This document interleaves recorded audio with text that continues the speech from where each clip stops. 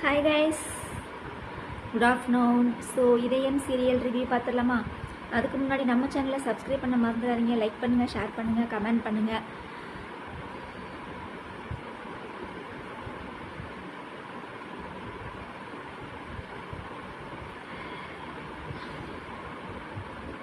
என்ன பேசுறதுனே தெரியல கைஸ், என்ன பேசுறதுனே தெரியல. என்னையோ என்னாலே முடியலப்பா, சுத்தமாக என்னால் முடியல. இந்த பாரதின்ற கேரக்டருக்கும் எடுக்கிற டேரக்டருக்கும் ஏதோ பிரச்சனையா என்னன்னு தெரியல. யாராவது ஒருத்தவங்க போய் ஏதாவது மனசை விட்டு டேரக்டர்கிட்ட பேசுங்கப்பா. ஏயா அந்த பொண்ணை போட்டு இவ்வளோ பாடாப்படுத்துறேன்னு யாராவது உட்காந்து அவர்கிட்ட ஒரு டீ வாங்கி கொடுத்து, சரியா ஒரு போண்டா பஜ்ஜி ஏதாவது வாங்கி கொடுத்து டேரக்டர்கிட்ட உட்காந்து பேசுங்க. ஏயா அந்த பொண்ணை இவ்வளோ அள வைக்கிறேன்னு. ஐயோ சாமி, முடியலப்பா. இப்போ தான் எபிசோடு பார்த்து முடித்தேன்.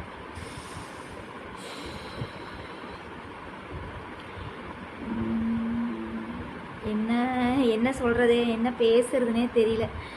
ஏற்கனவே கூல்ட்ரிங்க்ஸில் அதை கலந்து கொடுத்து அந்த பொண்ணை அவமானப்படுத்தி அனுப்புனாங்க. யார்? அண்ணன் தங்கச்சியும். சரிங்களா? அந்த இத்து போன நாயும் இத்து போன பேயும் வந்து செஞ்ச வேலை வந்து அந்த மாதிரி இருந்தது. இப்போ என்ன நடக்குது அப்படின்னா, பாரதி பையில் வந்து காசை வச்சு விட்டாங்க. ஸோ என்ன நடக்குது எபிசோடில்? இன்னைக்கு எபிசோடு வந்து ரொம்ப என்ன சொல்கிறது, கஷ்டமாக இருந்துச்சு அப்படின்னு நான் சொல்ல மாட்டேன். ரொம்பவே கஷ்டமாக இருந்துச்சு கைஸ். ஸோ என்ன நடக்குது அப்படின்னா, இவ ரெசிக்னேஷன் பண்ணிட்டு வந்துடுவாள்ல வேலையை. அதுக்கப்புறம் வந்து பார்த்திங்கன்னா ஆதிக்கிட்ட அந்த லெட்டரை காமிக்கிறாங்க.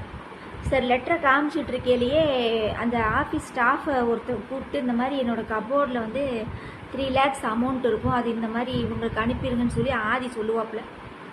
சரி, அது சொன்ன உடனே வந்து இவனும் போய் பணத்தை பார்ப்பா. பணம் அங்கே இருக்காது. ஸோ எல்லா ஸ்டாஃபையும் செக் பண்ணுவாங்க.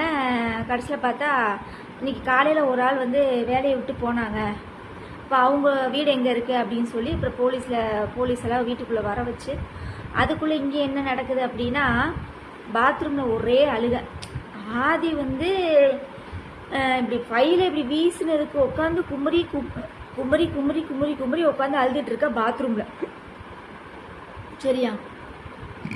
அதுக்கப்புறம் வந்து அந்த பேக்கில் இருக்கிற பணத்தை வந்து இவ பார்க்கவே இல்லையாட்டிருக்கு. இப்போ ஃபார் எக்ஸாம்பிள் வந்து பார்த்திங்கன்னா, என்னதான் நம்ம மனசில் ஒரு கவலையோ ஏதோ ஒரு திங்கிங்கில் நம்ம இருந்தாலும் நம்மளை சுற்றி என்ன நடக்குதுங்கிறத நம்ம வாட்ச் பண்ணிக்கிட்டே தானே கைஸ் இருப்போம். புரியுதுங்களா? ஒரு இயல்பாக நீங்கள் நாடகமே எடுக்க மாட்டேங்கிறீங்கடா. அவள் வந்து வருத்தத்தில் இருக்கிறாளா? வருத்தத்தில் இருக்கும்போது பேக்கை இப்படி போட்டிருப்பாள். அப்போ வெயிட்டு கூட இருக்காதா? அந்த பேக்கில் என்னடா திடீர்னு ஏன் இவ்வளோ வெயிட்டாக இருக்குன்னு கூட நம்ம யோசிக்க மாட்டோமா? அவ்வளோ புருஷங்கார திட்டான்னு சொல்லி அவ்வளோ மன வருத்தமாக பாரதி உங்களுக்கு? இந்த மன வருத்தத்தோடு தான் நீங்கள் வந்து 5 வருஷமாக பிள்ளைகளே போதும், எனக்கு புருஷனும் வேணாம் யாரும் வேணான்னு சொல்லி இருந்தீங்களா? அத்தனையும் நடிப்பா கோபால்? ஷோ சாமி. ஸோ அதுக்கப்புறம் என்ன நடக்குதுன்னா, அந்த பேக் வெயிட்டாக இருக்குன்னு கூட ஒருத்தி பார்க்க மாட்டா. அவன் என்ன சொன்னா, பையில எப்படின்னு தூக்கி வீசிட்டு கோப்பை கொடுத்தவங்க வந்து அதில் நீங்களே வந்து அந்த கோப்பை கொடுத்துட்டு நீங்களே அதை கெடுப்பீங்கன்னு ஒரு வார்த்தையை சொல்லிட்டானாமா.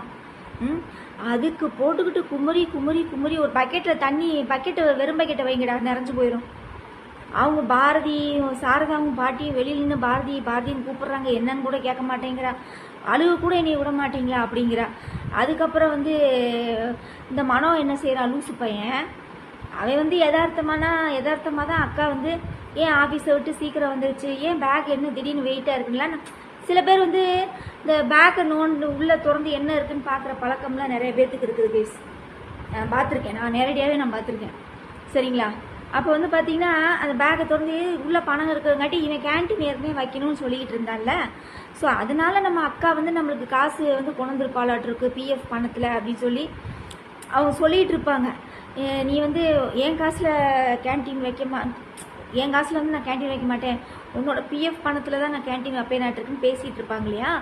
அதை நினச்சி பார்த்துட்டு அக்கா இதைத்தான் கொண்டு வந்துருக்காளாட்டிருக்குது அப்படின்னு சொல்லிட்டு அவன் எடுக்கிறான். இயல்பான் அவன் மேலேயும் தப்பு சொல்ல முடியாது. ஆனால் அவன் போய் பாத்ரூம்லையும் கேட்குறான், ஏக்கா பேக்கில் காசு இருக்குது நான் எடுத்துக்கட்டுமா பேக்கை வந்து கபோர்டில் வைக்கணுமா அவன் தெளிவாக தான் கேட்டிருக்கான்.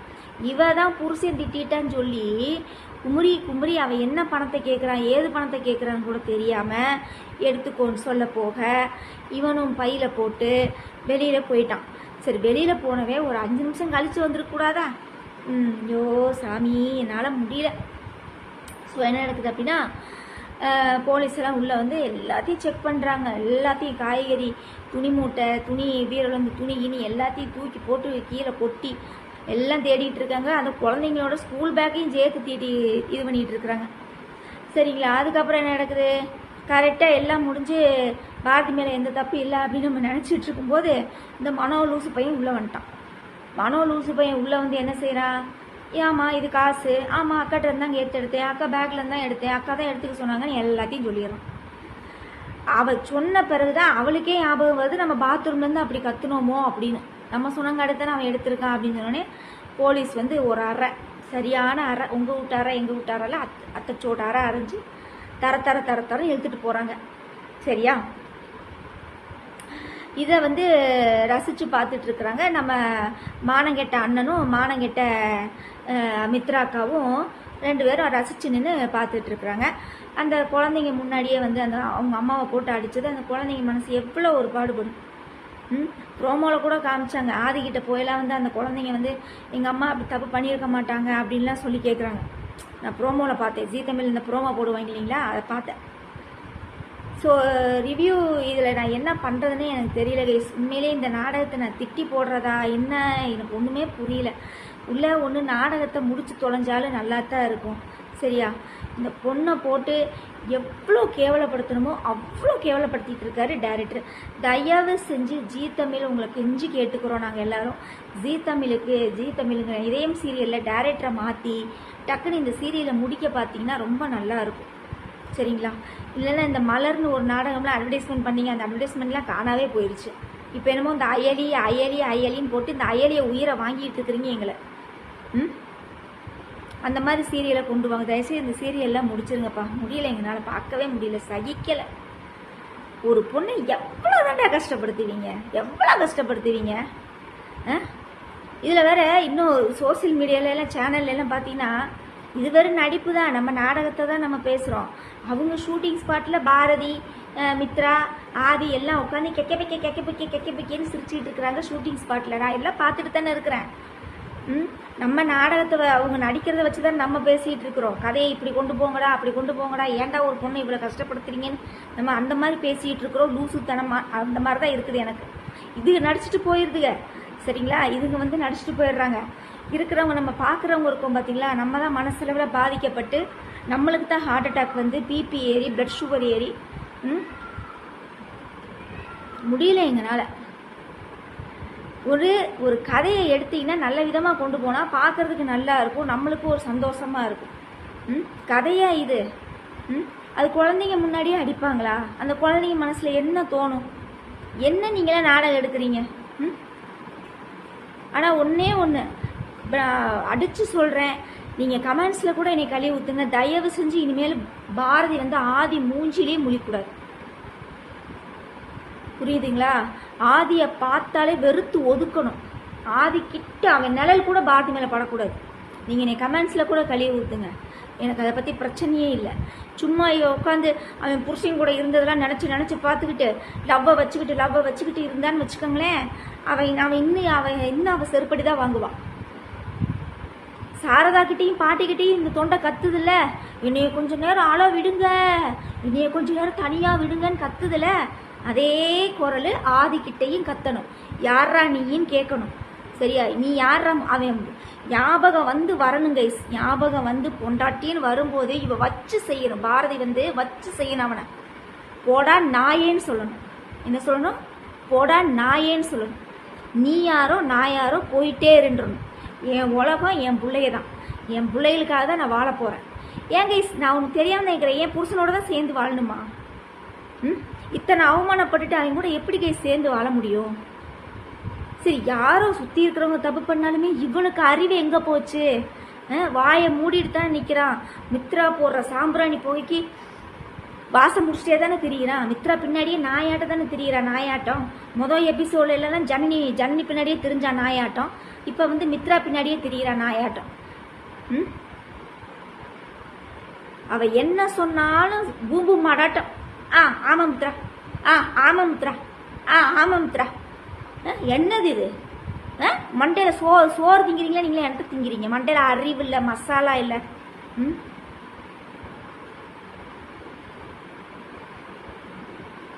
என்னை கேட்டால் ஆதி திருந்தி வரும்போது இவ ஏற்றுக்கவே கூடாது. நாக்க பிடுங்குற மாதிரி 4 கேள்வி அவன் நறுக்குன்னு கேட்டு மூஞ்சில் அடித்த மாதிரி அடித்து செருப்பை கழட்டி அடிச்சுட்டு போயிட்டே இருக்கணும். ஏங்க எத்தனை லேடிஸ்லாம் தனியாக வாழலையா? ஆதியோட தான் சேர்ந்து வாழணுமா? இப்படி அவமானப்படுத்தின பிறகு எப்படி கேஸ் ஒரு பொண்ணு வந்து புருஷனை ஏற்றுக்குவா? இதை மீறி அவள் ஏற்றுக்கிட்டான்னு வச்சுக்கோங்களேன். இதை விட ஒரு கேவலத்தின் உச்சம் இந்த நாடகத்தில் எதுவுமே கிடையாது. நீங்கள் நீ கமெண்ட்ஸில் கூட கழுவி ஊற்றுங்க. நானும் சரி போகட்டும். கமெண்ட்ஸில் கூட கேட்பாங்க, ஏன் ஆதி பாரதி சேர வேணாம் நீங்கள் நினைக்கிறீங்களா? ஏன் ஆதி பாரதி சேர வேண்டாமா? ஆதி பாரதி சேர்ந்து என்ன செய்ய போகிறீங்க? என்ன செய்ய போகிறாங்க? என்ன செய்ய போகிறாங்கன்னு தான் நானும் கேட்குறேன்.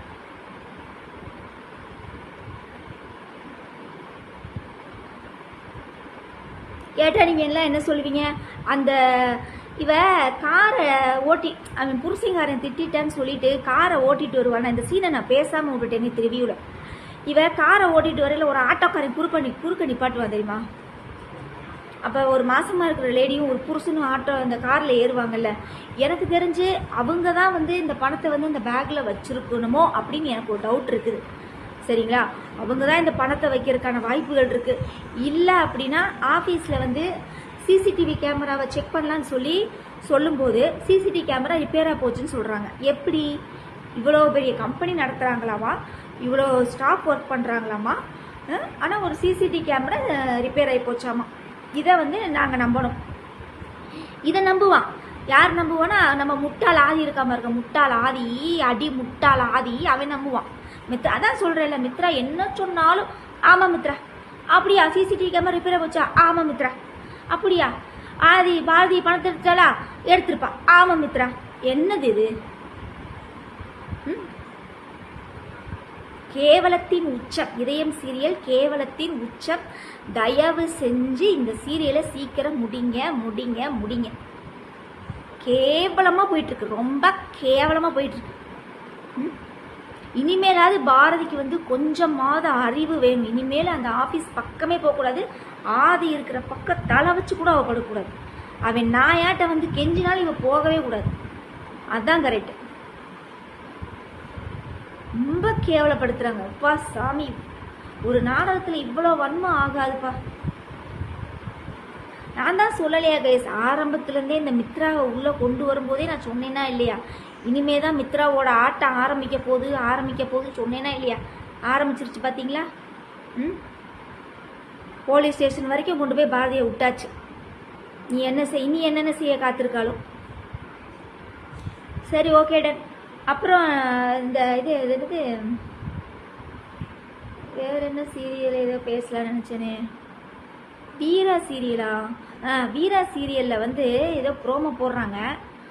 ஏதோ சரக்கு ஏற்றிட்டு போகும்போது போலீஸில் வந்து மாற்ற மாதிரி யார் வந்து பிளான் போட்டு பண்ணுறா? யார்? இந்த விஜய் வந்து பண்ணிகிட்ருக்கா. அதுக்கும் பாருங்க, இந்த ராமச்சந்திரன் என்ன டைலாக் பேசுகிறார் தெரியுமா? இவன் காவேரியை, அதாவது என் பொண்டாட்டியை முழுங்கின மாதிரி, அதாவது பொண்டாட்டி செத்ததுக்கு இவன் தான் காரணமாமா மாறன். அதனால் இவரையும் சாகடிச்சிருவாராமா. அதனால் இவனை வீட்டை விட்டு வெளியே. இந்த ஆளுக்கு வேறு டைலாக்கே இல்லையா? இந்த ராமச்சந்திரனுக்கு வேறு டைலாக் இல்லையா? பெத்த பிள்ளைங்க மேலே கொஞ்சம் கூட நம்பிக்கையே வைக்க மாட்டானா இந்த ஆள்? எப்போ பார்த்தாலும் கார்த்தியை திட்டுறான், மாறனை திட்டுறான், அவன் ராகவனை திட்டுறாப்புல. அவன் குடும்பத்திலே இந்த ராமச்சந்திரன் மட்டும்தான் ஒழுக்கமாக இருக்கானா? இல்லை, எப்போ பார்த்தாலும் இதே தான். என் பொண்டாட்டி போட செத்ததுக்கு இவன் தான் காரணம். இப்போ என் மானத்தையே வாங்கிட்டேன், இவன் வீட்டிலே இருக்கக்கூடாது. என்னது இது? ஓயாமல் என்னது வீரா வந்து கண்டுபிடிப்பாங்களாமா. இந்த மாறன் வந்து தப்பு பண்ணலைன்னா தப்பு பண்ணியிருப்பானா இல்லையான்னு சொல்லி வீரா கண்டுபிடிச்சி சொல்லுவாங்களாமா. எப்படி? அதாவது ஒவ்வொரு சீரியல்லையும் ஒவ்வொரு ஆளு கைஸ். வீரா சீரியலில் வீரா, சரியா? மாரி சீரியலில் துர்கா, அதுக்கப்புறம் வந்து சந்தியா ராகத்தில் மாயா, சரியா? கார்த்திகை தீபத்தில் கார்த்தி ஹீரோவே தான், வேறு யாருமே அங்கே இல்லை, சரியா? அதுக்கப்புறம் வேறு என்ன சீரியலு? கெட்டி மேலே நான் பார்க்குறதே இல்லை கைஸ். எனக்கு அது அந்த சைக்கோ கேரக்டர் மாதிரி மகேஷை காமிச்சதுலேருந்து சுத்தமாக எனக்கு பிடிக்கல. I don't like it. By Getti Melam serial முதல்ல நல்லா தான் போயிட்டு இருந்துச்சு, அதுக்கப்புறம் எனக்கு பிடிக்கல. அதனால் அந்த சீரியலே நான் பார்க்கல. மனசெல்லாம் வேணால் சூப்பராக போயிட்டுருக்கு கைஸ். 2 பேருமே அவங்க பொண்டாட்டிகளை காப்பாற்றுற சீனாக இருக்கட்டும், இவ வந்து அவள் புருஷனை காப்பாற்றுறா. ப்ரோமோவில் பார்த்தேன் நான், காமிச்சாங்க. அதுக்கப்புறம் மௌனம் பேசியதே சூப்பராக இருக்குது, ரொம்ப நல்லா இருக்குது. மத்தியானம் போடுற இந்த 2 மௌனம் பேசியதே மனசெல்லாம், இந்த 2மே சூப்பராக இருக்குது. இதயத்தை தவிர சாரி கைஸ், என்னால் முடியல. ரிவ்யூ பண்ணி எனக்கு சடிஞ்சு போச்சு. நீ நாளைக்கு என்ன நடக்க போகுதுன்னு தெரியல. நான் ஒன்றே ஒன்று மட்டும் தான் சொல்கிறேன், தயவு செஞ்சு பாரதி மேடம் கொஞ்சம் காதில் வாங்குங்க மேடம். இனி உங்களுக்கு ஆதி வேண்டாம் மேடம், ப்ளீஸ் மேடம். நீங்கள் வந்து தயவு செஞ்சு குழந்தைங்களையும் சாரதா பாட்டி எல்லாத்தையும் கூப்பிட்டு வீடை காலி பண்ணிவிட்டு வேறு ஊருக்கு போய் தொழிலை பார்த்து முன்னேறுங்க, சரியா? தயவு செஞ்சு ஆதியோடலாம் சேர்ந்துடாதீங்க ப்ளீஸ். உண்மை தெரிஞ்சாலும் சரி தெரியலும் சரி, ஆதி கண்டுபிடிச்சாலும் சரி கண்டுபிடிக்கலனாலும் சரி, இனிமேல் ஆதி பக்கம் பாரதி தலை வச்சே படுக்கக்கூடாது. அதுதான் அவளுக்கு நல்லது. இல்லாட்டினா ஒன்று தான், இவனுக்கு ஞாபகம் வந்து என் பொண்டாட்டி அப்படிப்பட்டவ இல்லை. ஆனால் அப்போ கூட கைஸ் எனக்கு ஒரு டவுட்டு, இவன் மனம் வந்து சொல்லுவான் தெரியுமா, எங்கள் அக்காவை வந்து கை குழந்தையோடையோ விட்டுட்டு போனவனை நான் சும்மா விட மாட்டேன்னு மனம் வந்து ஒரு டைலாக் சொல்லுவான். அப்போ கூட அவன் என்ன தெரியுமா சொல்லுவான், நீங்கள் ஆதி நோட் பண்ணியிருந்தீங்கன்னா, நீங்கள் பார்த்துருப்பீங்களான்னு தெரியல, மறந்துட்டீங்களான்னு தெரியல, என்ன சொல்லுவான்னா, நீ யார் மேலே தப்பு இருக்குன்னு நீ யோசித்து பார்க்கணும் மனு. ஒருவேளை பாரதி மேலே தப்பு இருந்தா நீ என்ன செய்வ அப்படின்னு ஒரு வார்த்தை கேட்பான் தெரியுமா. அதுதான் எனக்கு தெரிஞ்சு இவனுக்கு ஞாபகம் வந்தாலுமே பாரதியை ஏற்றுக்கிறது கேள்விக்குறிதான் கைஸ். என்னை பொறுத்தளவு கேள்விக்குறிதான். ஏன்னா அவங்க அம்மா செத்ததுக்கு இவ தான் காரணம்னு சொல்லி நினச்சிட்டு இருக்கேன் இல்லையா, அந்த தாட்டை முதல்ல உடைக்கணும். அவங்க அம்மா செத்ததுக்கு மித்ரா தான் காரணம்னு சொல்லி கண்டிப்பாக நிரூபிக்கணும். நிரூபித்தா மட்டுமே தான் பாரதியும் ஆதியும் சந்தோஷமாக வாழ்வாங்க. இல்லை அப்படின்னா மறுபடியும் மனக்கசப்போட தான் வாழ்வாங்க. Thank you guys. நாளைக்கு ரிவ்யூவில் நம்ம பார்க்கலாம். பாய்.